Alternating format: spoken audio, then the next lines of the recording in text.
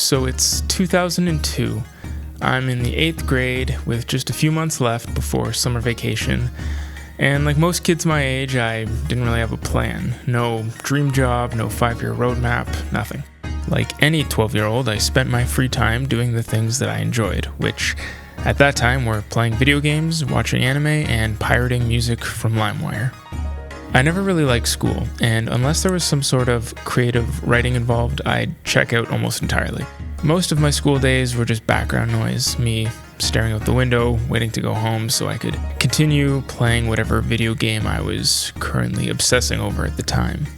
My older brother had recently bought an Xbox, and thanks to a friend who worked at Blockbuster, we had a constant stream of the latest video games: Halo, Max Payne, Hitman 2, Dead to Rights, a greatest hits lineup of gritty, over-the-top, blood-soaked action.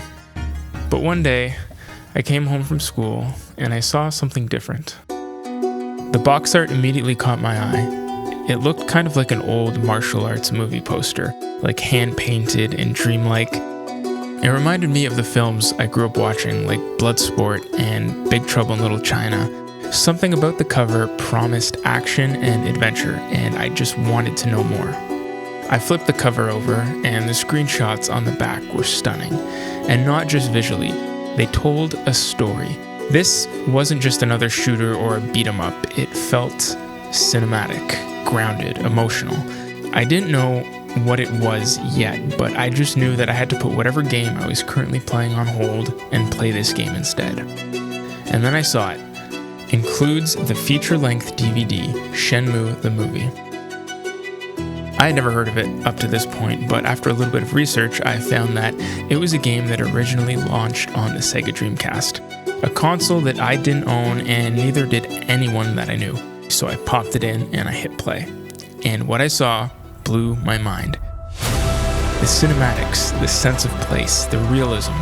This was 2002, and here was a game with full voice acting, dynamic day and night cycles, and towns full of NPCs who weren't just wandering around aimlessly. They had their own schedules. They had their own stories. And even though that DVD was just a recap, I could feel the world that was underneath it. It wasn't until I actually started playing Shenmue 2 that I realized how deep it really went. I was hooked. I played it every chance I got. I didn't binge it, I lived it. Every small interaction, every story beat, every quiet moment, it all landed. The world felt alive. The pacing was deliberate, and the story felt personal. One moment I'll never forget is the rooftop fight in Kowloon towards the end of the game. The tension, the atmosphere, the sheer scale of that scene, it was everything the game had been building toward. And I remember having this feeling that it was the end, but it wasn't. Instead of ending on a high note, the game shifts gears. You enter this final chapter in Guilin, a quiet, rural part of China. The action fades, the pace slows, and you find yourself simply walking through the forests with a new companion, just reflecting. That chapter hit hard. This game was going to end, and I'd never be able to experience it again for the first time. A few hours earlier, I was racing towards the finish line, but now I just wanted to stay. I wanted to stretch out every last minute in that world. And after I finished that game, I became obsessed. I needed to experience where it all started, so I tracked down a Dreamcast and a copy of Shenmue 1, which wasn't exactly easy to do back then, and I started the story from the very beginning. My friends and I still regularly talked about the latest games that were coming out, and while they were all moving on, I was stuck on Shenmue.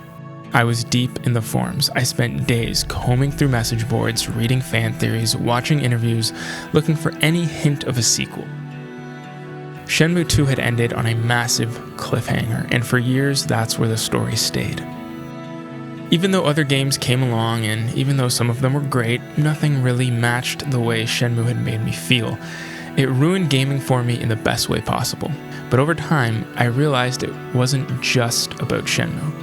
What I loved, what I had always loved, was the storytelling. And video games, They just happened to be one of the best ways to tell stories, and Shenmue was my gateway into understanding that.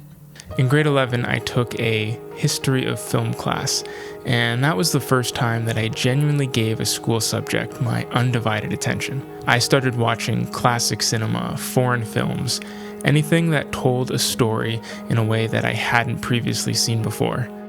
I gravitated towards every media class, every writing assignment, and every opportunity I had to create something. I was all in.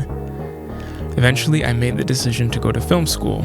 I wanted to understand the craft, the cameras, the editing, the sound, the lights. I wanted to be able to take a feeling, that Shenmue feeling, and recreate it for someone else to enjoy.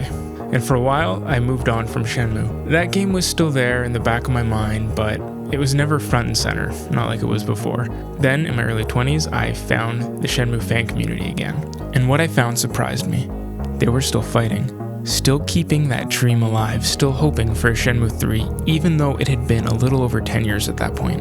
And that inspired me like nothing else. Now that I had graduated film school and had started working, I had knowledge, I had gear, and I had experience. And I wanted to contribute. So I started planning a short YouTube documentary. Nothing big, just a few interviews with fans, maybe some content creators who could talk about the game. But that idea grew. One interview led to another. I started speaking with voice actors from the game, then developers, industry professionals, then somehow Yu Suzuki himself, the person who was responsible for creating the world and the characters that I had obsessed over for so many years of my life. And at some point along the way, I thought, why not go all in? So I launched a Kickstarter. I didn't know if anyone would care, but people showed up. We raised over $65,000, enough to take a small crew to Japan and tell the story the right way. And in the end, we made a full-length documentary called A Gamer's Journey: The Definitive History of Shenmue. It's now available on a few streaming platforms and also for digital rent and download.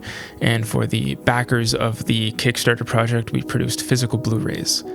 It was a real film, a real project, a real piece of my life that I will always be proud of.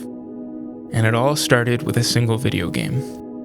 I spent most of my 20s trying to make that documentary a reality. It took time and it took money, but in the end, it was worth it.